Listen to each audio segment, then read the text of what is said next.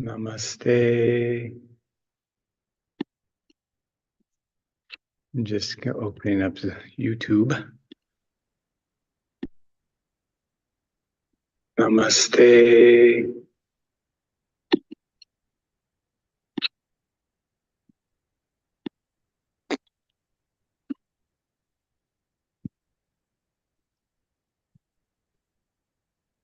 Trevor, do you mind if I record also? Or I would like to try redundancy. Sure, go for it. Oh, request permission to record. On Zoom? I'm I have no idea. Yeah, That's yeah, on Zoom. on We got a Zoom. loud recording. Yeah. Thanks. Yeah, you're welcome.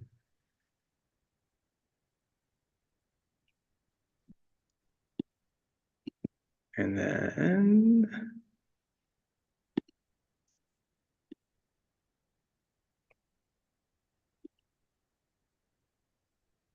right. Welcome everyone who's found us here. I'm at Triple Crane Retreat Center. So before we chant, I'm just going to make a couple general announcements. I've been running a Hatha yoga class here before this class, and then everyone kind of slides out on Thursdays. Starting in June, mid-June, we're going to be doing a Hatha yoga and mantra yoga class. So how to use mantra in your asana practice, and then breathwork, meditation in your daily life. We'll be exploring a whole lot of different mantras.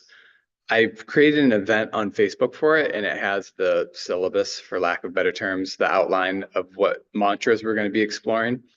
The first mantra we're going to do in that course is going to be a tantric Ganesha mantra. We're going to get into how to use your mouth and how to use your pelvic and abdominal region, and invocation mantras that I learned from my teacher.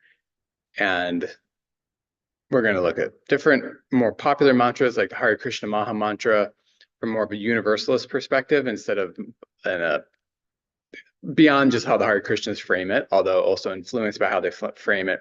But yeah, that's all in the Facebook invite, and I'm going to be sending all that stuff out on my email list. And if you want to get on my email list, I will put the link in the YouTube. Hopefully I remember. So we'll see how that goes. So tonight we're going to be exploring non-attachment and the gunas, and also how non-attachment relates to genuine yogic states versus what we call ordinary attempts at non-attachment. So we're going to be looking at the gunas and how that relates to attachment as vairagya, authentic yogic state of vairagya, and then the complications that come up on the path when we try to apply non-attachment, the ups and downs of non-attachment. We're going to be looking at this in light of the Yoga Sutras, since this is a Yoga Sutras class. And we've been kind of floating around from Sutra 12 to 16-ish, and we're still in that zone, kind of floating around. And I've been focusing a lot on spiritual bypassing because I think it's a very interesting topic. And it's a lot of people are criticizing yoga for it legitimately. And I think there's some good critiques in that. And then also, is it really what people are criticizing? Is that really even what yoga teaches? And I'm saying, no, authentic yoga is not teaching that. This is what we would call poor teachings about non-attachment. So we'll dive into that, and then we'll keep going and talk about abhyasa, which is the Sanskrit word for practice, and its relevance in these sections of the Yoga Sutra. So with that, we'll chant a few ohms, and then we'll do some invocation mantras. So I'm going to just make sure everyone is muted. All right. So we'll chant Om 3 times. Ooh.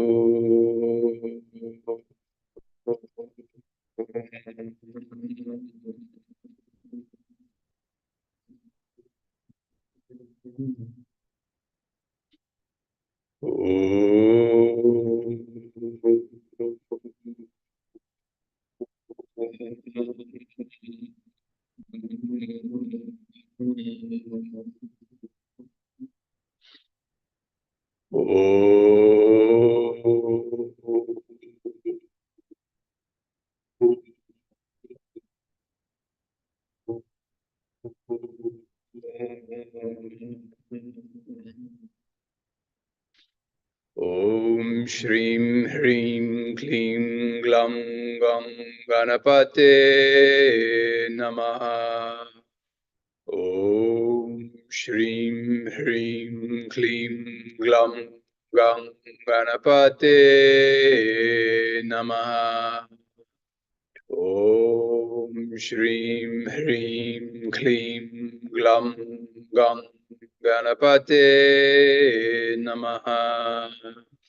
Guru Brahma, Guru Vishnu, Guru Devo, Maheshwara, Guru Sakshat Parabrahma, Tasme Shri Guruve Namaha. Guru Brahma, Guru Vishnu, Guru Devo, Maheshwara, Guru Sakshat Parabrahma, Tasme Shri Guruve Namaha. Guru Brahma, Guru Vishnu, Guru Devo, Maheshwara, Guru Sakshat Parabrahma Tasme Shri Guruve Namaha.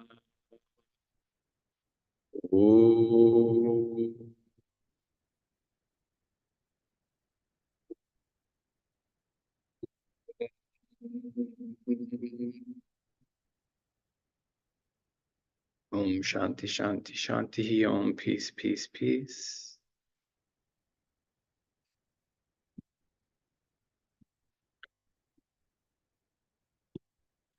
All right. Sharing screen.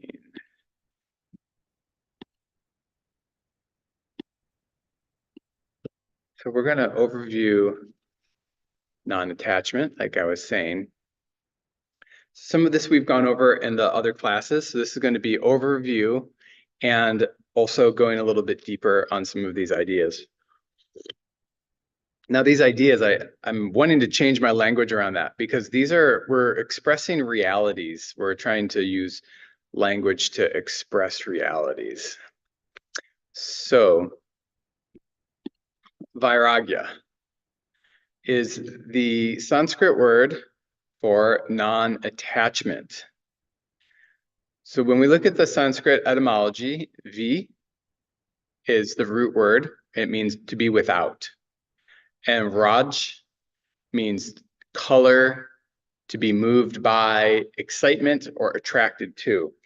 So vairagya is without coloration, as a way that people often will explain it, beyond coloration. So it's actually beyond conditioning. Non-attachment in this sense is a very lofty state that not many people live in all of the time. We might have taste of it here and there. Some of us might hang out there a little bit more than others, but not many people live there all the time. And would we want to live there all the time? And more importantly, does the divine want us to be living there all the time? The divine has us where the divine wants us to be and gives us projects to work on, things to do, things to attend to.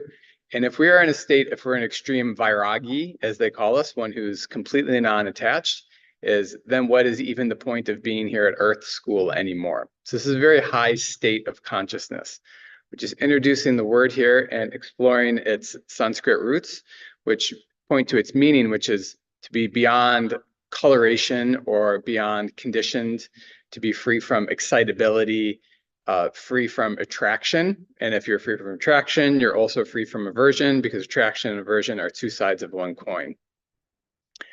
So I like this quote. We already looked at this one before, but we'll go over it again. It's from Reverend Jagannath Charar. He's a teacher in integral yoga who's written some really good commentaries on the Yoga Sutras. So it is important not to mistake non-attachment for not caring or indifference. So pausing there, not caring or indifference are both tamasic expressions. So of the gunas, we're going to be talking more about that tonight. Continuing, non-attachment is a clear, objective, unbiased state of mind. A mind firmly established in non-attachment is not without emotions. Instead, it is clear, unbiased, and loving. So this is pointing towards, this loving, unbiased clarity. These are all sattvic qualities. So it's very easy to confuse sattvic and tamasic qualities. We're going to be digging a little bit more into that as we go in here tonight. So vairagya is it can be a little bit tricky here because it's a product of sattvic qualities. I said not only in the slide here, we could say it also is a means. So we try to apply non-attachment. So not to quote Yogi Bhajan, but I do feel like it has its usefulness. This is a very dangerous quote, though. It can be used, it could be misused, right? It could be used in healthy ways and it could be misused, but fake it till you make it. So we need to apply non-attachment when we're experiencing too much craving and things like that. So there is a means, it is a means. We need to try to increase the non-attachment, but that's not the same as acting like we've arrived somewhere where we are not truly. So with this, we need to have some sort of discernment. So we can see when we're faking it to the point of being fake versus using the healthy tool of faking it till we make it. So this is a recycled slide as well, and I think it's important, but vairagya is an inside job. So we know when we're working towards developing a healthy relationship with non-attachment in ourselves, it's not something that we tell other people to do or that we imply that everyone else needs more attachment. It's something that we do to work on in ourselves. So I pulled up this from the powerful and amazing New Testament. I love the New Testament, particularly the four Gospels. So beware of false prophets who come to you in sheep's clothing, but inwardly are ravenous wolves. So, people shorten this a wolf in sheep's clothing. I say that one backwards sometimes. I got it right that time. A wolf in sheep's clothing. So we need to be aware of this. And it's quite common, actually, where people who have perhaps good intentions on some level get involved in spiritual communities or spiritual practices, but are actually not able to live up to their own ideals. This is why religion's got a bad rap, because people often fail in their undertakings or get sucked into spiritual ego along the way. As Westerners, we were thinking that wouldn't happen in yoga communities, and then everyone's had a little bit of a wake-up call. So it's good to not throw the baby out with the bathwater, though. Okay, so we're going to start talking about the sattva, rajas, and tamasic energies. So just in case there's anyone here who does not know what the gunas are, which are sattva, tamas, and rajas, sattva is a state of clarity. It's a state of luminosity. It is clear, calm, alert, yet not restless. It's like relates to the color white and to infinite expansiveness. Rajas is the power of movement. So we don't want to say that rajas or any of these are inherently good or bad. They all have their quality and how they can be useful or not useful, good timing and bad timing to be engaged in them. Now, sattva, if you're in sattva, it's nice to stay there all the time. Rajas pushes people between sattva and tamas. Rajas relates to the color red. It has passion, excitement, movement. Those can be good things, but it needs to be kept in balance and it needs to be pointed the right direction. So tamasic energy refers to darkness, heaviness, lethargy. Example of healthy tamasic energy is when we fall asleep. The body needs to recharge. So they say in Ayurveda that when tamasic energy enters into the heart, we are able to fall asleep. People who have insomnia, they'll be too rajasic, not allowing tamas to settle in. So tamasic energy also can be the color black relates to tamasic energy. And again, it's heavy and and plays out in various ways. So that's just a general introduction to the three gunas, since we're going to explore how they relate to non-attachment. Now, vairagya, as the Sanskrit word, is truly only a sattvic quality when one is in vairagya. Vairagya is not really a rajasic and definitely not a tamasic manifestation. So in the English word non-attachment, we could say could be viewed as sattvic, rajas, and tamasic, but vairagya is actually only sattvic. So other than that, we're striving towards the vairagya, and that striving needs some sort of rajasic energy. So rajasic energy is important on the spiritual path because it keeps us going, it keeps us focused, it gives us the drive to have spiritual practice and to be working towards spiritual goals. So when a person has true non-attachment, or what we call vairagya in Sanskrit, we see that they have compassion, love, friendship for all people, not just people that they get things from. We have enlightened problem solving. So we'll see when we're around someone who's very sattvic that when the chaos hits, they just stay calm and they have good solutions because they're not getting all triggered and worked up. Someone who has genuine vairagya, true non-attachment, they are using spiritual tools in a healthy, harmonious way. There's mental clarity, emotional clarity, all levels of clarity, just very clear, very calm. And a good phrase is calmly active and actively calm. So it's not a rajasic form of activity. It's a smooth and even energy. So if we have a good spiritual practice, or a spiritual, when I say good, I'm defining that as one that fits our life phase and our disposition, our mental, physical disposition, our life phase, and what our goals are, then it will create for us calmly active and actively calm. Different people have different needs, so spiritual practice can vary quite a bit. So this is vairagya in its true healthy sense, in its sattvic sense. Thank you for letting me enjoy some tea on the journey here. All right, so now we're going to talk about rajas. So trying to be non-attached is rajasic, and it's not really vairagya. So it's striving. We could also say it's the striving phase of vairagya, where we're trying to apply non-attachment internally and externally in our life to create transformation. Putting that pressure of trying to be non-attached creates a fire. And if it's applied correctly, that fire will bring the fire of transformation. If it's applied, the fire is applied incorrectly, it will create a fire of chaos and mayhem. And it can also create unharmonious situations, which would lead us to tamasic manifestations, which we'll talk about in a little bit. So one of the things about rajasic energy is it's in and out. It's not consistent. So rajasic and tamasic energies, they kind of swing back and forth a lot. So I often like to use this example of, that's a very American thing, alcohol and coffee. You know, so alcohol's a downer, and you drink it and you get, your nervous system gets depressed, and then you have a little sluggish, not even full tilt hangover, you know, just like a little sluggish the next day. So what do? You grab the caffeine, and then you're all jacked up on caffeine, and then you need to calm down, and then you start to drink again.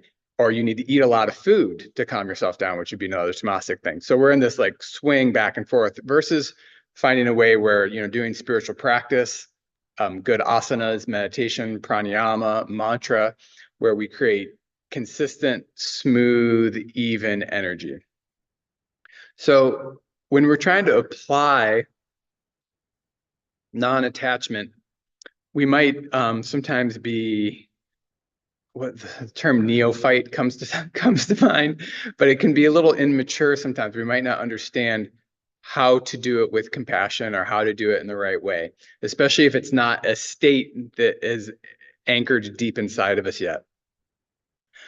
So we strive to become more, to have more equanimity, or equanimous is the word I have there. And as we, that striving, that comes from a rajasic place, but slowly, to be on the spiritual path, you can't have a whole lot of tamasic energy. You need to have either a little bit of sattva to have tasted the flavor.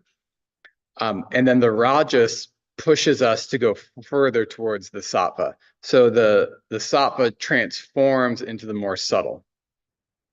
And that's just how it goes.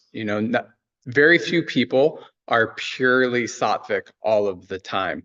It does happen. There are people on the planet right now, I'm sure, that are completely sattvic. They're probably not on YouTube, and if they are, someone else is putting them on YouTube. So, not to overly judge YouTube or anything like that, as I'm here on it, but yes. So pure sattva is very even in its disposition, where rajas is striving. So often as we strive, we become overzealous, and then we try to push non-attachment onto things instead of looking at other characteristics which we should be developing. So non-attachment is not something that we need to always be enforcing. We need to be thinking about the qualities which create non-attachment, which is love, kindness, friendship, patience. So practicing patience is a form of non-attachment and action, right? So if I'm patient with someone who is having a hard time, or who I'm having a hard time with, in that I'm being non-attached instead of being like I am non-attached. So that's like you're trying to take a shortcut when it's just like I am non-attached, and that's very rajasic. You're like skipping ahead. It's a little bit more sattvic to be like, I'll practice patience. I'll watch my breath. I'll do my mantra. All of those things will create a natural flowering of non-attachment, versus trying to force ourselves into being non-attached. Now, non-attachment also comes from right inquiry. So through, and this is how to say this right? Vichara, or self-inquiry, and the right longing can create a situation where profound states of non-attachment naturally arise. And it's a shortcut method. So if the longing for God or the longing for truth is very powerful, we will become less attached to how circumstances play out. Now, that's different than trying to enforce ourselves or having an idea of everyone should be non-attached, everyone should be okay with this difficult situation, everybody should be okay, don't worry about it, don't be stressed. That's all a rajasic manifestation. Where if you have had inquiry or contemplation on the nature of things, and you've noticed the transient nature of reality, we've noticed that external things don't really make us happy for very long. Oh no. All of these things, like, then a deeper non-attachment will naturally be in your character and your personality. So I'm differentiating here between the idea of non-attachment and then pushing it as a judgment value versus the deep experience of spaciousness, the sattvic spaciousness that arises through the cultivation of spiritual wisdom, through inquiry, and through looking deeply at life. So another topic is when we become very dogmatic about our spiritual tools. Some people use the term technology. I never liked that for spiritual practices personally. I think of it as ancient arts more than technology. So when we get too dogmatic about our practices, we can become very rajasic. So it's a little bit of a thing. The main thing that I recommend for myself, and I love to hear people talk about, is seeing that we are not the doer. So if we are having a successful streak in our spiritual practice, that's all divine grace that's occurring. If there is that sense of I, me, mine in the spiritual practice, it will create more rajasic energy, which will make it harder to have genuine non-attachment. Like if there's a lot of pride in our spiritual practice, then when we have challenging circumstances arise, we won't necessarily be able to be as kind, loving, or transcendent as if we just knew that we weren't the doer. So when it's all about like, I sat down and I did 2 hours of yoga and meditation today, I do 4 hours of yoga and meditation every day for the last 10 years, there's all that I there. That's showing a very Rajasic attitude still. But when we can truly see that God is the doer of all, then we unwind and we're stepping more towards a sattvic state and less towards an I-driven Rajasic state. So thinking and identifying that I am the doer is one of the biggest things that makes the use of spiritual technology problematic. So even if you're using very powerful tools or maybe the wrong tools for you, if you're seeing that I am not the doer, that will greatly reduce the suffering that comes with it. So the main idea I wanted to get across here is trying to be non-attached is different than stepping into that consciousness of non-attachment, which is ever present and ever radiant.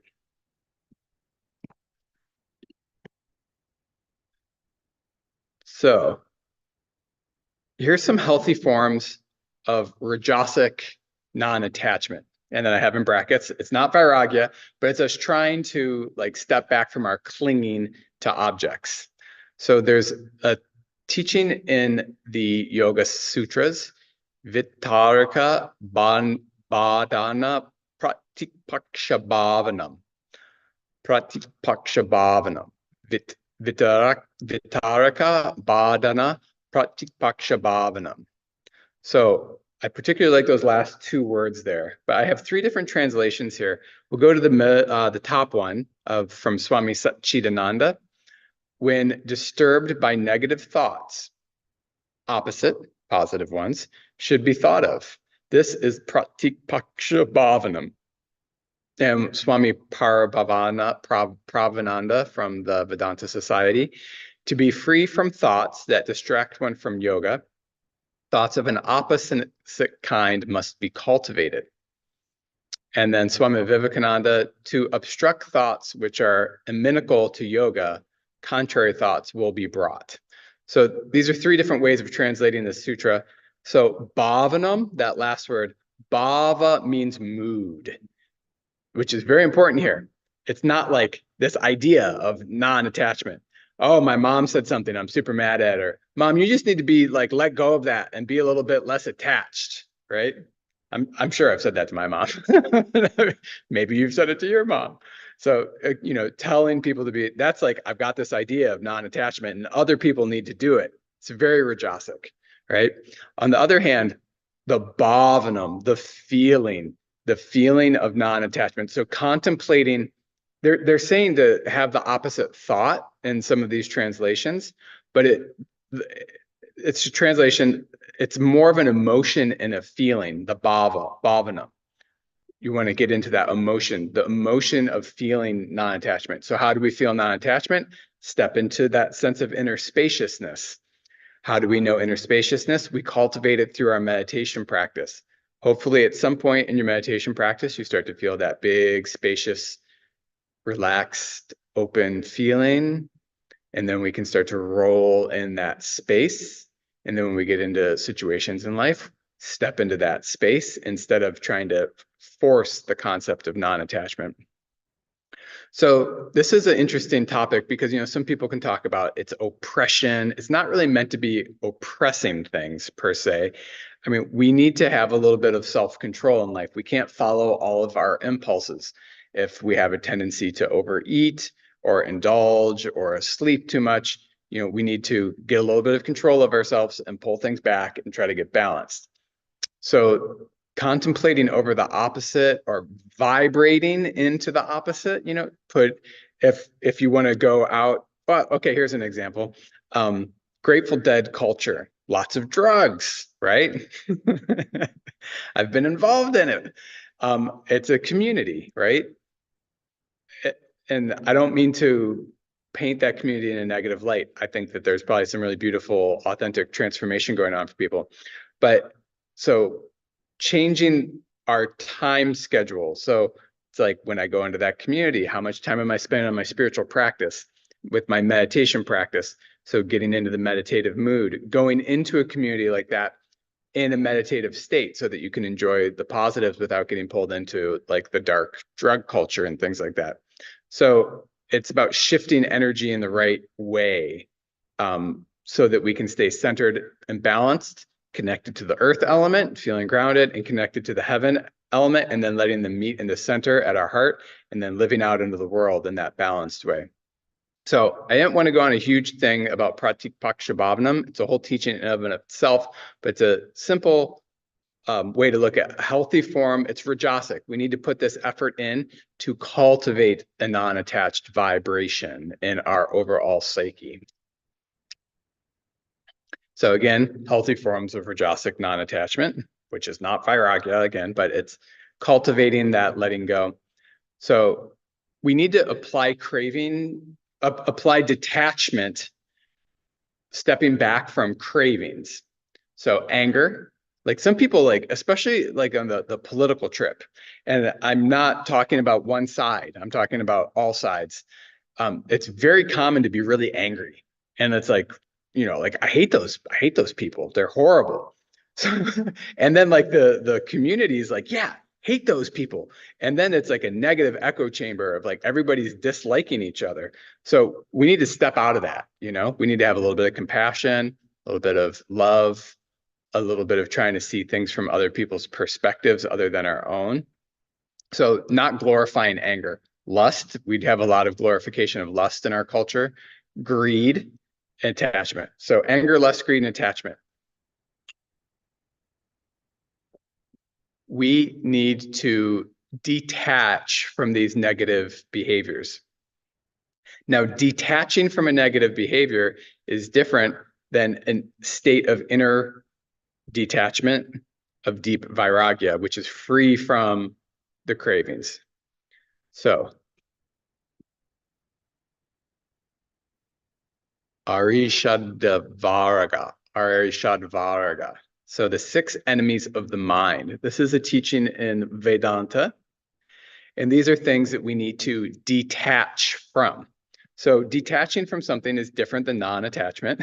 Again, really kind of beating these ideas over and over. But kama, krodha, lobha, moha, mada, and matsarya.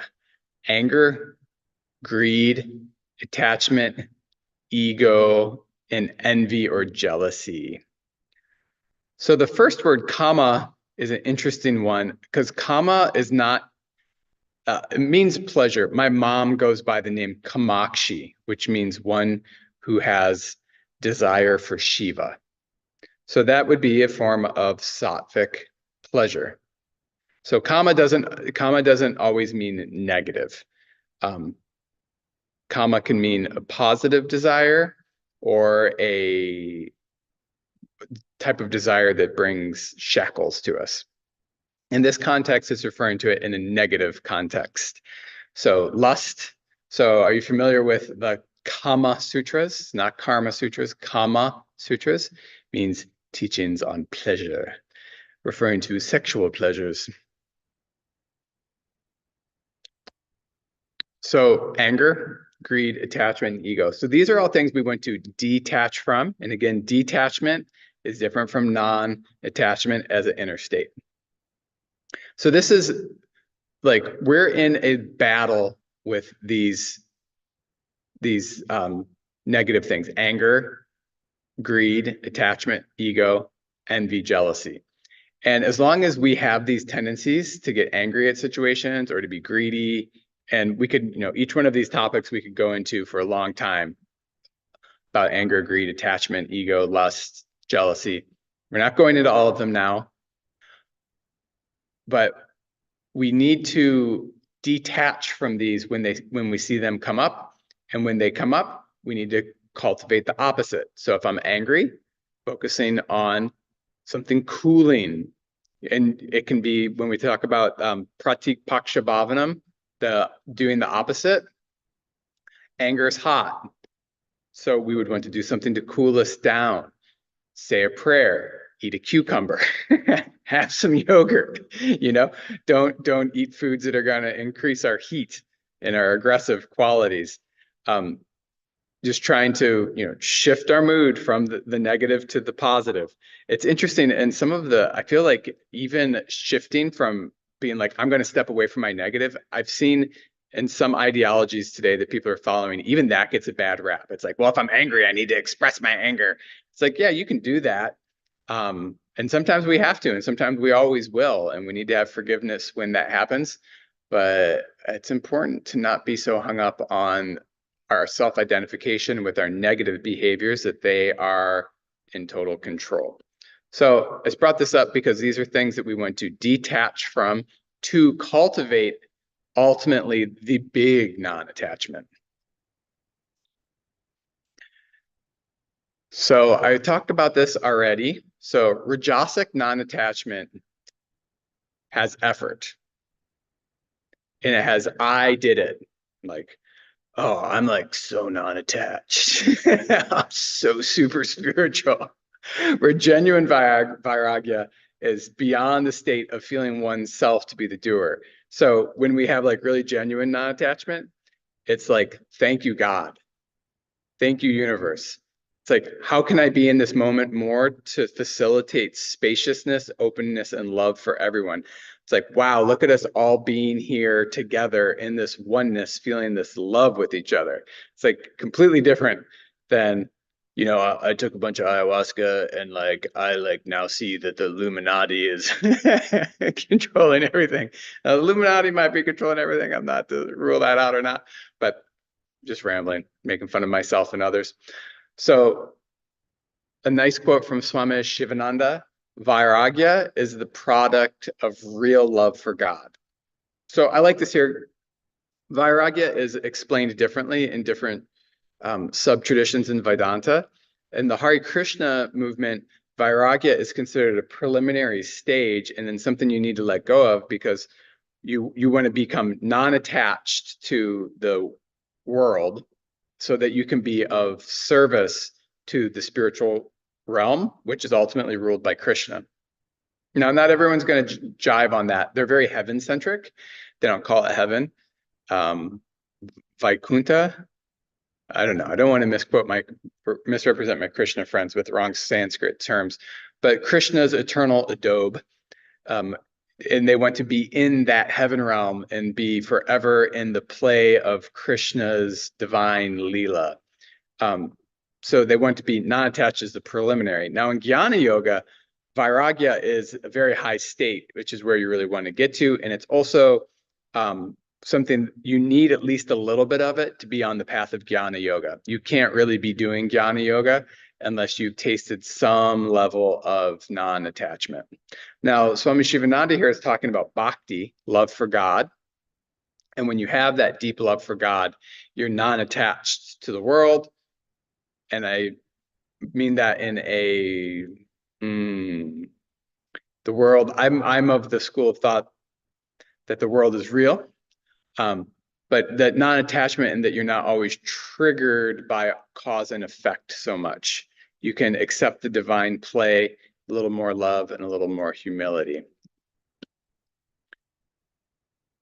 So Vairagya, this is my own little thing I wanted to get in here. It's a step as well as the fruit of jnana. So when we're, like I was saying just a minute ago, we need to create a space where we're feeling that genuine, loving, spacious non-attachment. And that's a step. And then we need to cultivate that step.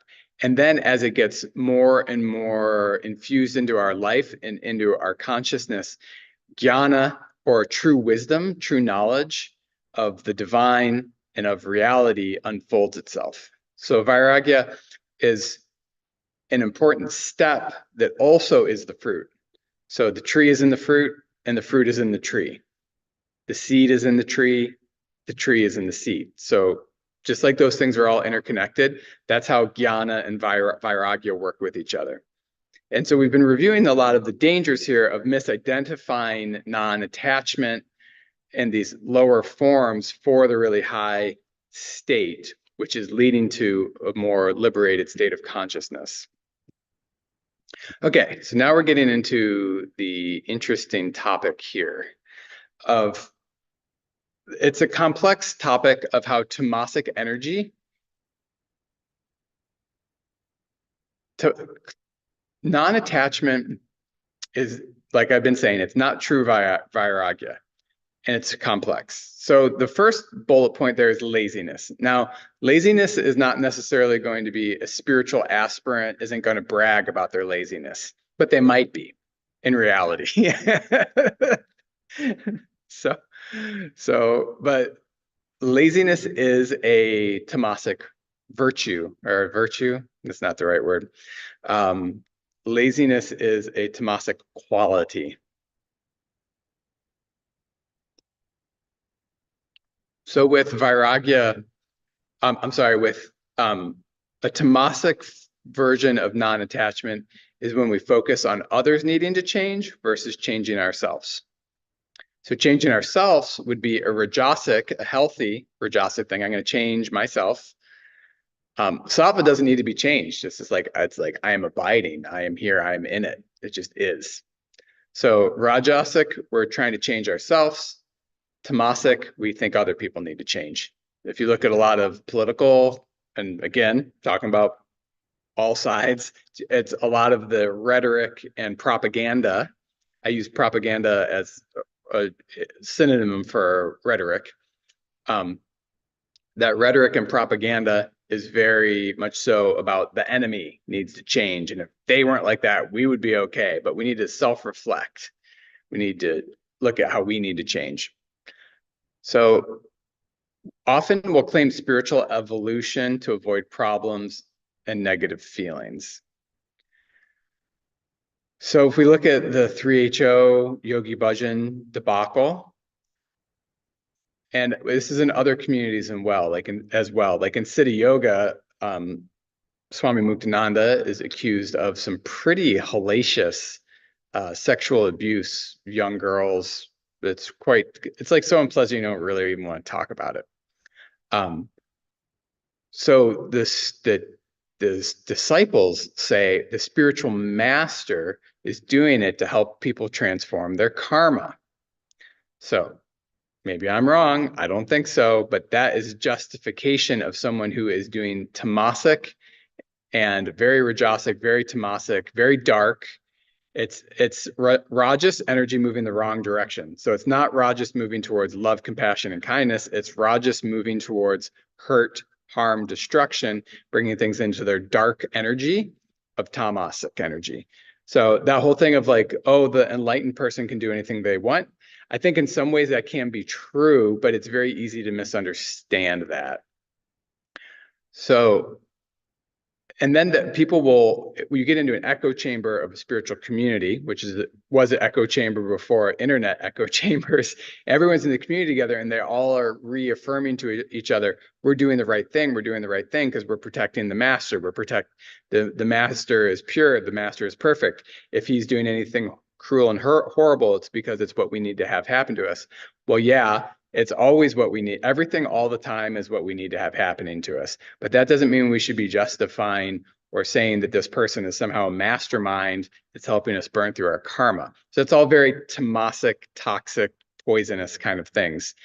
When we're so into giving someone permission to be abusive, right? Right. So very dogmatic and incorrect usage of spiritual tools and teachings is another. I'm not going to go into that too much now. So we're just talking a little bit about non-attachment to justify abuse. And it's unfortunately very common in a lot of communities, not only yoga communities, all kinds of communities, and not only spiritual communities, academic communities, a workplace, anywhere where humans get together in groups. Another interesting thing, and this has been an issue in 3HO, using mantras as weapons. So like, you chant a mantra or a certain mantra and then, visualize people getting hurt, people getting run over by cars. So I know that I'm not going to name anybody here on YouTube at the moment, but I know a very well-known 3HO teacher. This is, hearsay, that they were having all of their students shooting mantric weapons at people who were speaking out during the Premka when her book came out. Now, ultimately, those kinds of weapons, unless it's a really good black magician, they really won't impact people too badly, but they can if people have weaknesses in their auric field. So if you do a little bit of practice, you'll be able to ricochet a lot of that kind of stuff. But it can get through. That's a whole nother topic, but that's very dark, trying to hurt people through mantra. Yes. I just was listening to Robert Svoboda today, and he was talking about Durga in the Devi Mahatmya, and when the demons are coming at her, she says Hung, the Hung mantra, Hung, and she projects out, and just her chanting that mantra, it just blasts away and kills all of the demons. So she was using it as a weapon. So you can use it as mantras can be used as a weapon in good ways and also not good ways. For most of us, it's just better to not get involved with it. So my mantra teacher, when we were in India, he was like, I have to get back to Australia. One of my students, someone's put some spells on him. And somebody had done some mantras and then buried some things around the person's yard. So he needed to go break these mantric spells. Interesting guy. So moving on. So we've gone over sattva, rajas, and tamas a little bit here this evening. And now I want to talk about this complexity where sattva and rajas can look a lot alike. It's very easy, actually, to confuse ourselves mostly. And we can confuse others as well. So relaxed and lazy.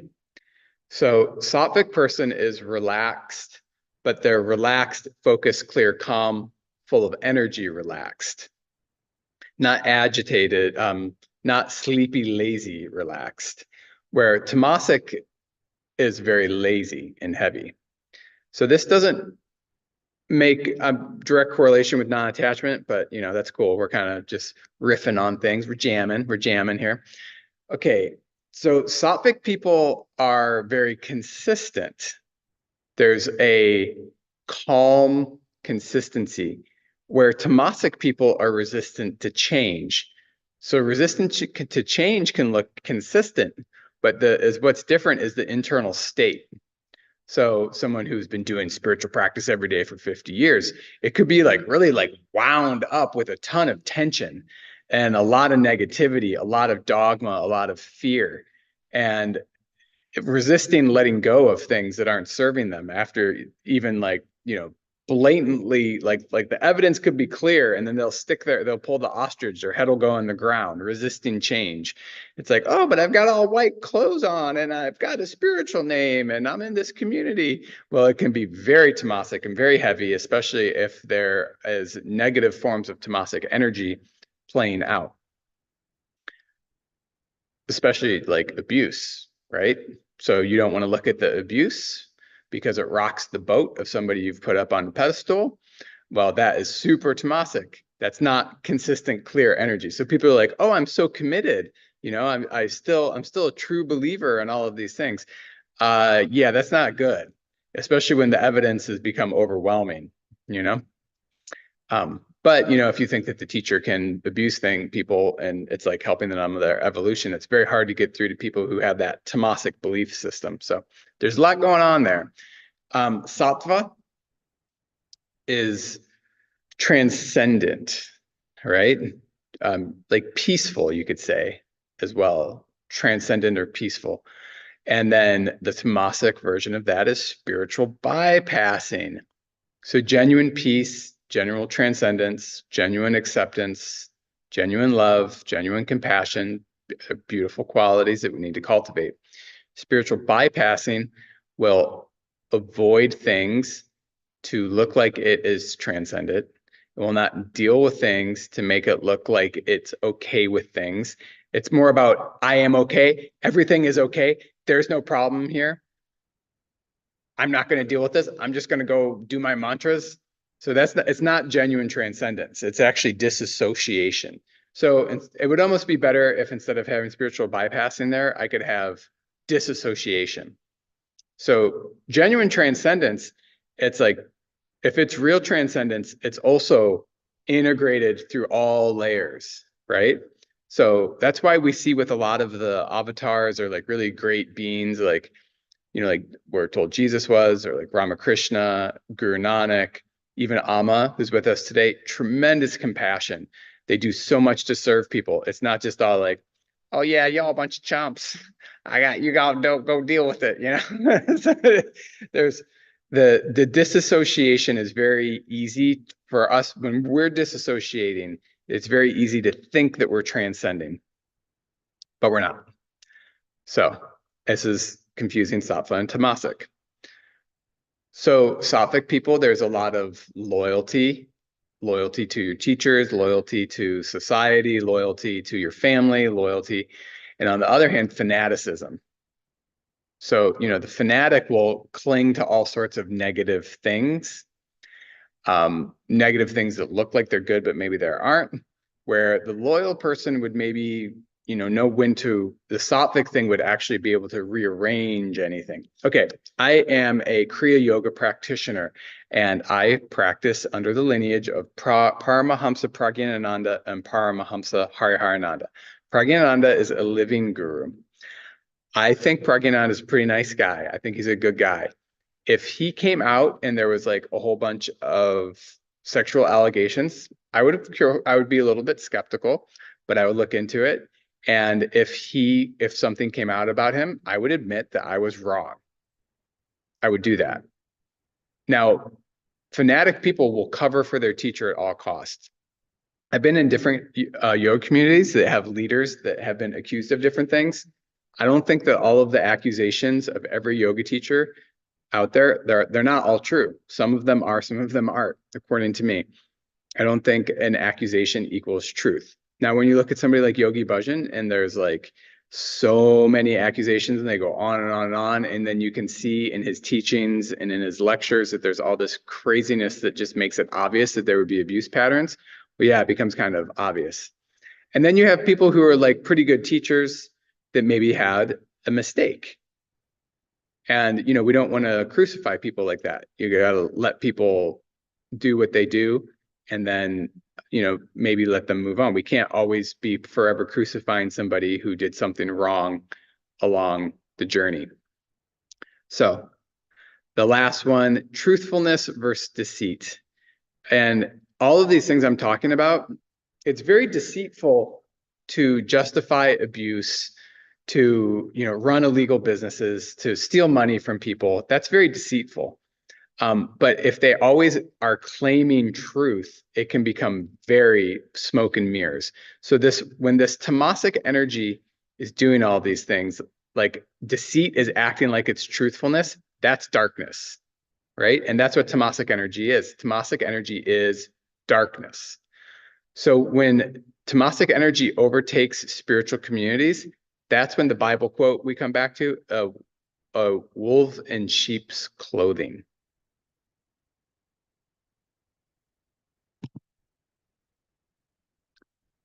So Thomas poses as sattva, and it's dangerous, it's toxic, and we all often will have tendencies, to fall into it.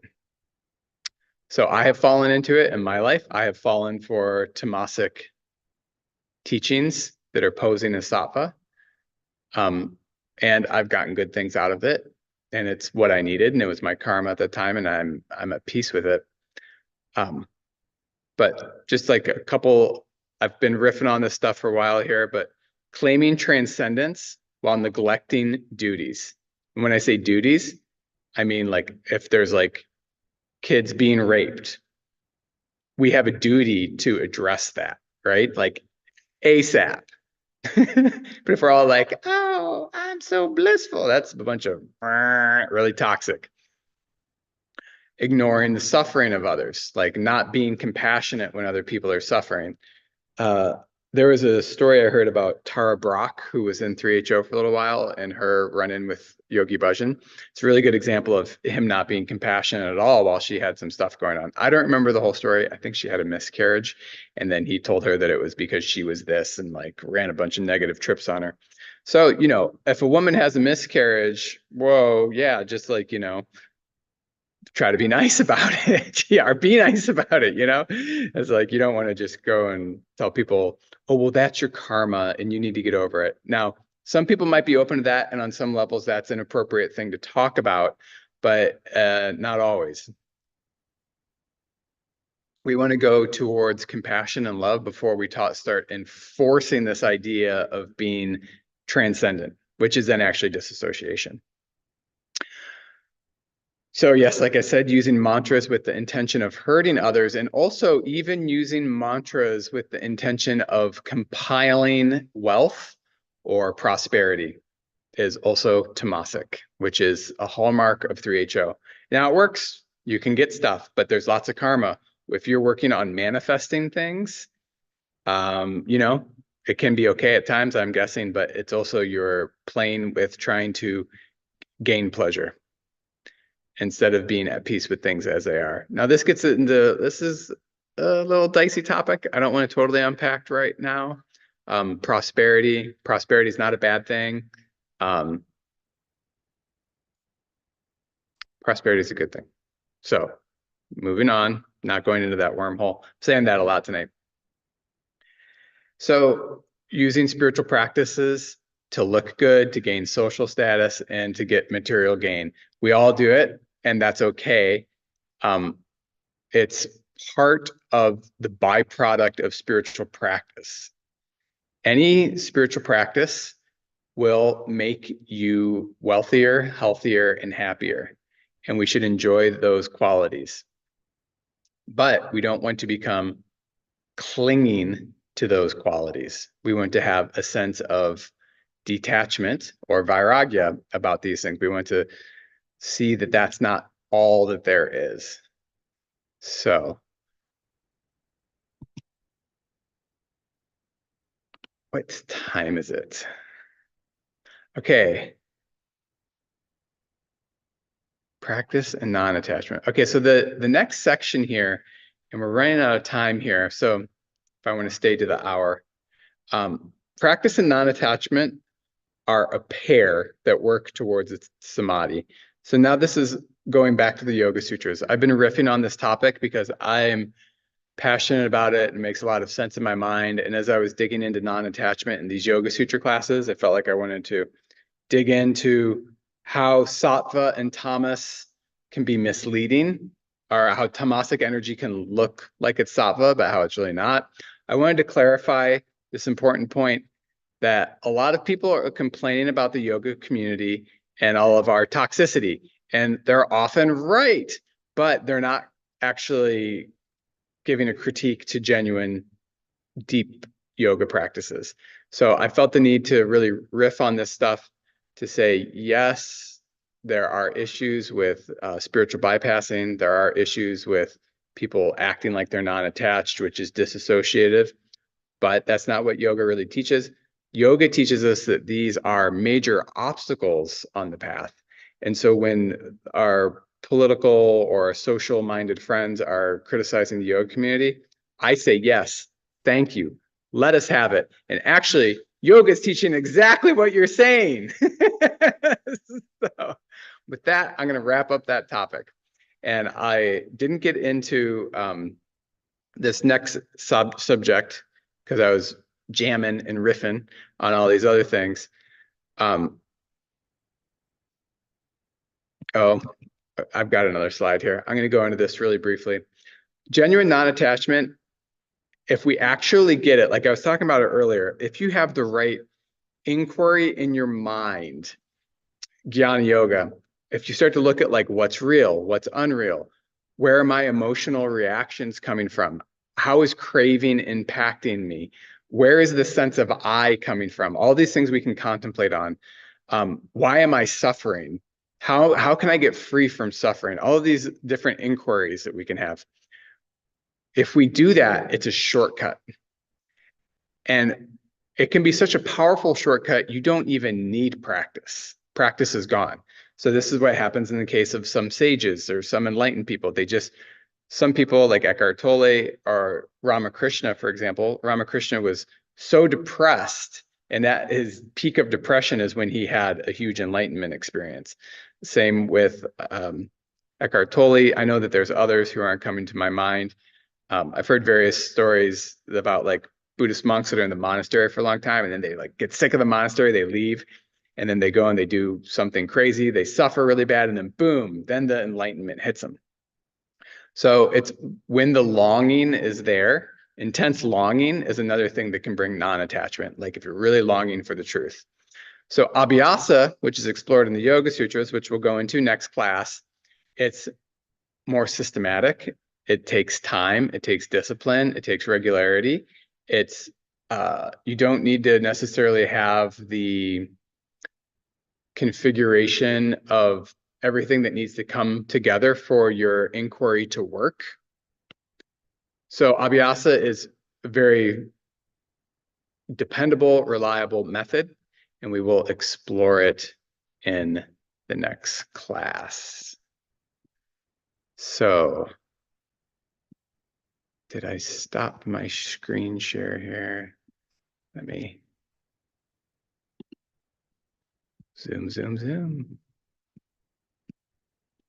Stop screen share. All right.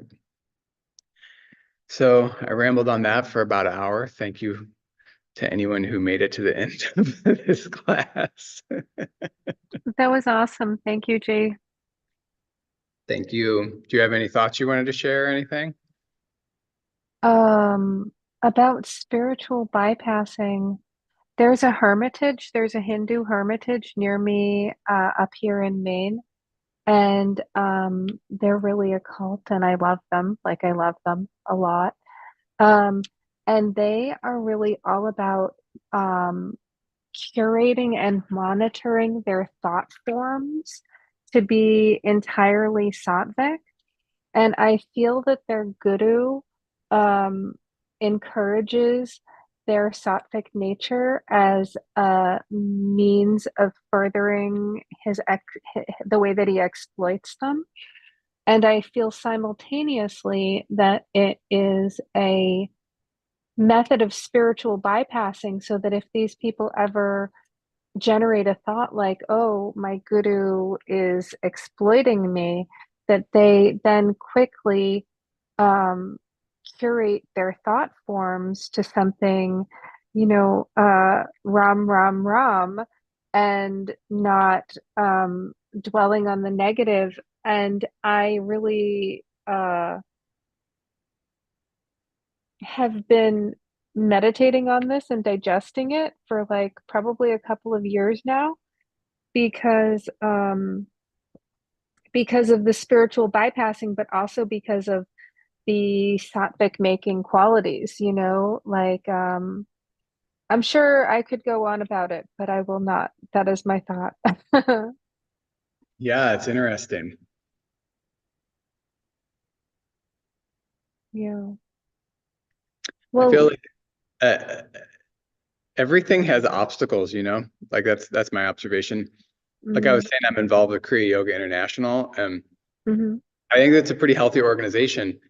And humans are humans. I yeah. wouldn't accuse the guru of doing anything.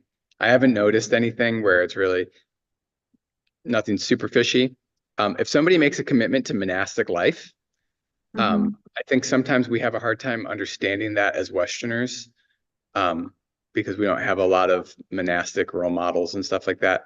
mhm, And but it's all problematic. And what brings genuine transformation? They say it's all, God's grace is the ultimately what brings us free from suffering. And all these organizations and communities, it's like we need them, but we also need to be mindful of how we're relating to them when we're in them. It's like a funny thing because if we mhm, reject them all the way, then we don't get the benefit of being in them. mhm.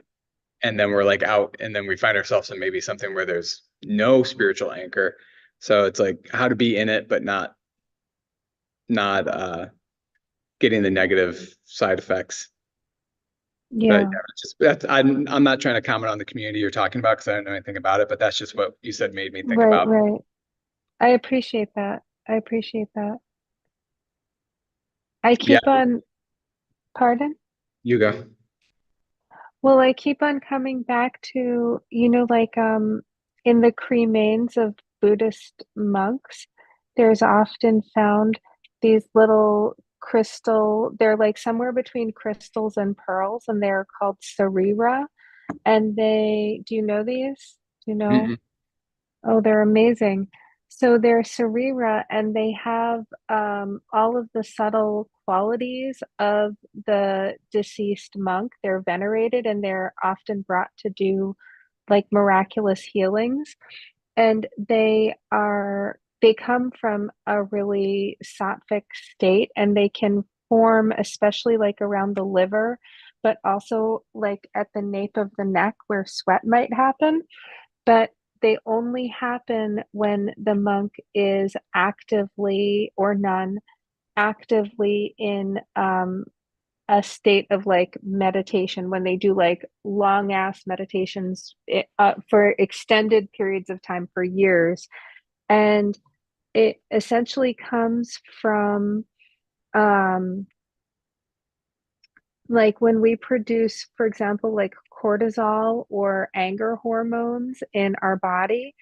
It comes from the devotee um, essentially neutralizing that energy. So meeting acid with base, meeting tamas with sattva in the internal environment, and and when that monk or nun like stops doing that type of meditational devoted practice, their body basically melts away the sarira within them.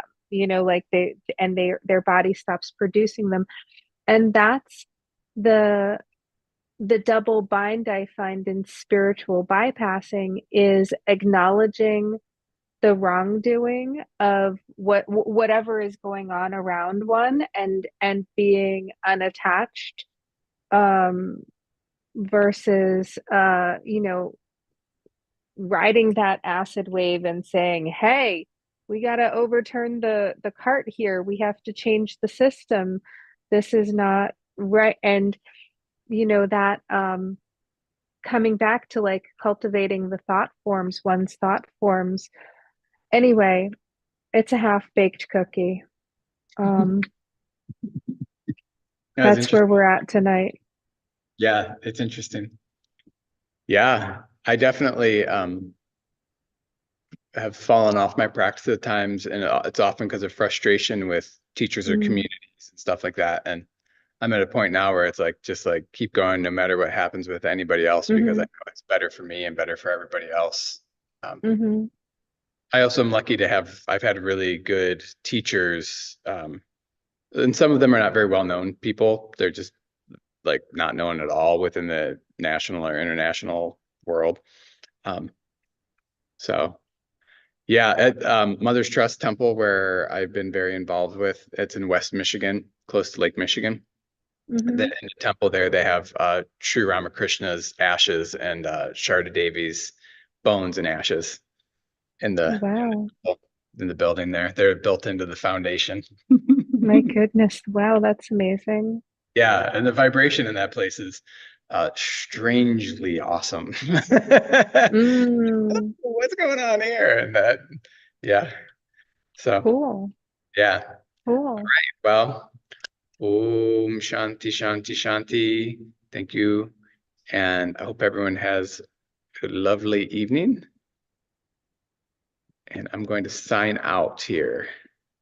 Okay. Thanks, Trevor. Have a good night. Drive safely home.